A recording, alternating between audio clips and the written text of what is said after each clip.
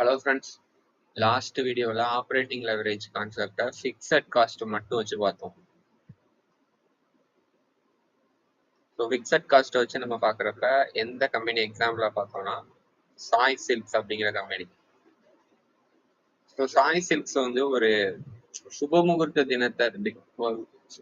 தினம் இருந்தால் அவங்களோட சேல்ஸ் நல்லா இருக்கும், இல்லைன்னா சேல்ஸ் சஃபர் ஆகும். ஸோ அப்படி சேல்ஸ் சஃபர் ஆகுறப்ப அவங்க ப்ராஃபிட்டபிலிட்டி எவ்வளோ குறையுது அப்படிங்கிறத நம்ம போன வீடியோவில் பார்த்துருந்தோம். ஸோ ஆப்ரேட்டிங் லெவரேஜ் ஃபிக்ஸட் காஸ்ட்டை வச்சு மட்டும் பார்க்கறது வந்து லாஸ்ட் வீடியோவில் நீங்கள் செக் பண்ணிக்கோங்க. அதோட லிங்க்கும் நான் டிஸ்கிரிப்ஷனில் கொடுத்துருக்கேன். இன்னைக்கு நம்ம என்ன பார்க்க போறோம்னா வேரியபிள் காஸ்ட் வந்து ஆப்ரேட்டிங் லெவரேஜில் எவ்வளோ முக்கியமான ஃபேக்டர்னு பார்க்க போகிறோம். அதுக்கு முன்னாடி வேரியபிள் காஸ்ட் ஒரு சில இண்டஸ்ட்ரியில் எப்படி பிளே ஆயிருக்கு, அவங்க எப்படி சஃபர் ஆயிருக்காங்க அப்படிங்கிறத பார்க்கலாம். AWL agri business, so Adani வில்மரோட ரிசல்ட்டை நீங்கள் பார்க்குறீங்க. இவங்களால பாருங்க கன்சிஸ்டன்டான ஒரு ப்ராஃபிட் இவங்களால கொடுக்கவே முடியுது. 194, 49, 256, 131. உங்க மார்ஜினும் பாருங்க பயங்கரமா ஃபிளக்சுவேட் ஆகும். திடீர்னு 3%, 1%, 4%, 3%, 2%. ஏன் இவங்க இப்படி ஆகுதுன்னா எடிபிள் ஆயில் பிரைஸை வச்சுதான் இவங்களோட முக்கியமான பிசினஸ், மொத்த பிசினஸ் ரன் ஆகுது. ஸோ பாம் ஆயில் பிரைஸ் ஏறுறது இறங்குறது இவங்களை டைரக்டா அஃபெக்ட் பண்ணும். ரெண்டாவது எக்ஸாம்பிள், இப்போ டாடா ஸ்டீல் பாருங்க. டாடா ஸ்டீலும் அதே நிலவரம் தான். இப்போ மார்ஜின் பாருங்க 2% இருக்கும், 11% இருக்கும், 26% இருக்கு. ஏன் இப்படி நடக்குதுன்னா கமாடிட்டி பிரைசஸால. ஸோ இங்கதான் அங்க வேரியபிள் காஸ்ட் வருது. ஃபிக்ஸட் காஸ்ட் என்ன, அந்த கம்பெனி ரன் பண்றதுக்கு அடிப்படையா தேவைப்படுற காஸ்ட். ஸோ எம்ப்ளாயோட சேலரி, கொஞ்சம் ஆப்ரேஷனல் எக்ஸ்பென்சஸ் மட்டும், அதான் ஃபிக்ஸட் காஸ்ட். வேரியபிள் காஸ்டா இந்த மாதிரி பிசினஸஸ்லாம் என்ன எக்ஸ்ட்ரா ஒன்று வருதுன்னா கமாடிட்டி பிரைசஸ் வந்துடுது. ஸோ எந்த பிஸ்னஸ்ல வேரியபிள் காஸ்ட் ஆட் ஆன் ஆகுதோ அந்த பிஸ்னஸோட மார்ஜின் வந்து ஸ்டேபிளா இருக்காது. அந்த வேரியபிள் காஸ்டோட ஃபிளக்சுவேஷனுக்கு ஏற்ற மாதிரி அவங்களோட மார்ஜினும் ஃபிளக்சுவேட் ஆகும். ஸோ அதுதான் ஆப்ரேட்டிங் லெவரேஜில் செகண்ட் பார்ட். ஸோ அதை பற்றி இன்னும் கொஞ்சம் டீட்டெயிலாக பார்க்கலாம். ஸோ அவங்களோட எக்ஸ்பென்சஸ் வந்து எப்படி டிட்டர்மைன் ஆகுது, ஃபிக்ஸட் காஸ்ட்டோட வேரியபிள் காஸ்ட்டும் சேர்ந்து வரும். ஸோ அதை தான் நம்ம பார்த்தோம். அடுத்து இந்த கம்பெனி வந்து ப்ராஃபிட்டபிலிட்டி டிரைவர்ஸ் பார்த்தீங்கன்னா டிமாண்டும் வேரியபிள் காஸ்ட்டும். அதை வந்து நம்ம சார்ட்டை வச்சு இன்னும் கொஞ்சம் டீப்பாக பார்ப்போம். இப்போதைக்கு பார்த்துக்கோங்க, டிரைவர்ஸ் என்ன, டிமாண்ட் அதிகமாக இருந்துட்டு வேரியபிள் காஸ்ட் வந்து நம்ம கண்ட்ரோலில் இருந்துச்சுன்னா நல்லா இருக்கும். எக்ஸாம்பிள் இண்டஸ்ட்ரி என்ன, steel industry, edible oil industry, airline industry. So airline industry ஒரு நல்ல எக்ஸாம்பிள், நம்ம திருப்பி கூட பார்க்கலாம். இண்டிகோ ஏர்லைன்ஸ் போகிறோம். இன்டர்குளோப் ஏவியேஷனோட இடையில திடீர்னு பார்த்தீங்கன்னா நஷ்டம் பண்ணியிருப்பாங்க, பயங்கரமா நஷ்டம் பண்ணியிருப்பாங்க இந்த 2022, 2021. ஆனா இப்போ ரீசெண்ட் 2023 அவங்க நஷ்டம் பண்ணியிருப்பாங்க. ஏன்னா மார்ஜின் ஷ்ரிங்க் ஆயிருக்கும். ஏன்னா க்ரூட் ஆயில் விலை 85 ரூபா அப்படி பயங்கரமா தொட்டுச்சு. இப்போ ரீசெண்டாகவும் இங்க பாருங்க, இந்த -989 செப்டம்பர் மாசம் போன வருஷம், அப்பயும் க்ரூட் ஆயில் பிரைஸ் ரொம்ப விலை ஏறிடுச்சு. அதனால மார்ஜின் அவங்களுக்கு குறைஞ்சிருச்சு, நஷ்டம் பண்ணிட்டாங்க.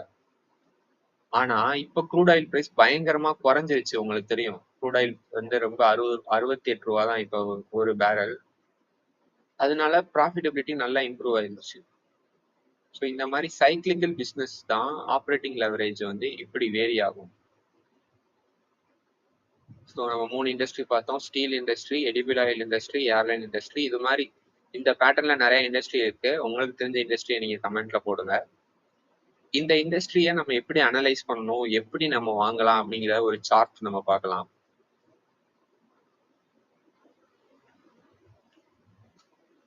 ஸோ இப்போ வந்து கமாடிட்டி ப்ரைஸ் லோவா இருக்கு. ஸோ சினாரியோ ஒன்ல வந்து கமாடிட்டி ப்ரைஸ் லோவா இருக்கு, டிமாண்ட் பயங்கரமா இருக்கு. அப்ப என்ன ஆகும், மார்ஜின் பயங்கரமா எக்ஸ்ப்ளோர்ட் ஆயிடும். ஸோ ஏன்னா கமாடிட்டி ப்ரைஸ் இவங்க சீப்பா இருக்கு, டிமாண்டும் பயங்கரமா தேவைப்படுதுன்னு வச்சுக்கோங்க. டிமாண்ட் பயங்கரமா இருந்தா இவங்க வந்து அந்த கமாடிட்டி ப்ரைஸ் லோவா இருந்தாலும் இவங்களால அந்த எண்ட் ப்ராடக்ட்ஸை ஹை மார்ஜின்ல விற்க முடியும். எண்ட் ப்ராடக்டா ஹை மார்ஜின்ல இவங்களால விற்க முடியும். ஸோ அதனால அவங்க ப்ராஃபிட்டபிலிட்டி நல்லா ஒர்க் ஆகும் இந்த கேஸ்ல. இப்போ இந்த கேஸ் பார்ப்போம், டிமாண்ட் கம்மியாயிருச்சு, கமாடிட்டி ப்ரைஸும் டவுனு. ஸோ அப்போ வந்து அவங்களால ஆவரேஜ் மார்ஜின்ல விற்க முடியும். Margins R okay. டிமாண்ட் கம்மி ஆயிட்டனால, ஆனா இது கூட ஓகே தான். டிமாண்ட் கம்மியா இருந்தாலும் ஓகே தான். இப்ப டிமாண்ட் அப்ல இருக்கு. ஆனா கமாடிட்டி பிரைஸ் விலை பயங்கரமா ஏறிடுச்சு. பிரயோஜனமே கிடையாது. மார்ஜின் டைரக்டா அஃபெக்ட் ஆக போகுது. ஏன்னா கமாடிட்டி பிரைஸ் அதிகமாயிருச்சுன்னா அவங்களால அதை மேனேஜ் பண்ணவே முடியாது. அவங்களோட மார்ஜின் டைரக்டா ஸ்குவீஸ் ஆயிடும். ஸோ மார்ஜின் டைரக்டா ஸ்குவீஸ் ஆயிடும். நம்ம கவனமா இருக்கணும். ஒர்ஸ்ட் கேஸ் என்னன்னா டிமாண்டும் இல்ல, கமாடிட்டி பிரைஸும் ஏறிட்டே இருக்கு. ஸோ அதுதான் என்ன நடந்துச்சுன்னா, இந்த ஆயில் கம்பெனிஸ், இந்த க்ரூட் ஆயில் கம்பெனிஸ்க்கு லாஸ்ட் இயர் நடந்துச்சு. டிமாண்டும் பெருசா இல்ல, ஆனா கமாடிட்டி பிரைஸ் பயங்கரமா ஏறிடுச்சு, ஆயில் பிரைஸ். ஸோ அதனால அவங்க பயங்கரமா லாஸ் பண்ணாங்க போன வருஷம்.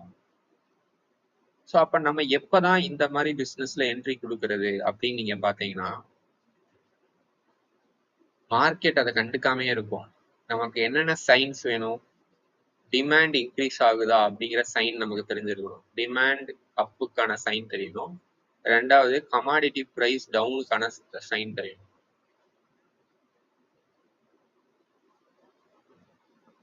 இந்த 2 சைனும் நமக்கு தெரியுது. மேபி நம்ம ஒரு வருஷத்துக்கு முன்னாடி இந்த சைன் நமக்கு தெரிஞ்சாலும் நம்ம என்ட்ரி கொடுத்துட்டு வெயிட் பண்ணலாம். ஸோ வருங்காலத்துல இப்ப எக்ஸாம்பிளுக்கு ஒரு எக்ஸாம்பிள் வச்சுக்கோமே. ஸோ அலுமினியம்னு வச்சுப்போம். அலுமினியமோட டிமாண்ட் வருங்காலத்துல பயங்கரமா கூட போகுது. அதோட கமாடிட்டி பிரைஸும் வருங்காலத்துல குறைய போகுது. ஏன்னா ஒரு சில பெரிய பெரிய கம்பெனி சப்ளை இன்க்ரீஸ் பண்றாங்க, அலுமினியம் மைனிங் கம்பெனிஸ்.